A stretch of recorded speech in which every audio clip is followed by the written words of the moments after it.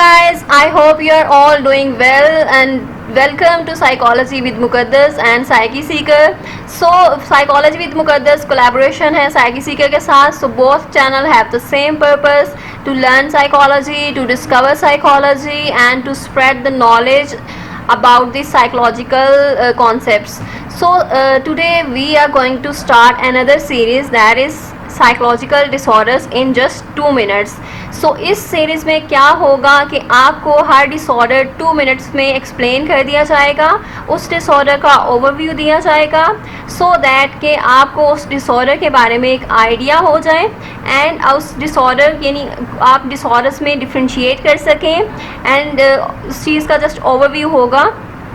और इस सीरीज़ में सारे साइकोलॉजिकल डिसऑर्डर्स जो हैं 1 बाय 1 उसको एक्सप्लेन किया जाएगा जस्ट 2 मिनट्स में और उसका एक ओवरव्यू दिया जाएगा एंड ताकि आप जब फ्यूचर में आप प्रैक्टिकल फील्ड में जाएं देन आपको वो सिम्टम्स और सारे ही डिसऑर्डर्स जो हैं उसको डिफ्रेंशिएट करना आता हो और आप उन डिसऑर्डर्स जो हैं वो सारे डिसऑर्डर्स आपको टू द पॉइंट जो हैं वो याद होंगे.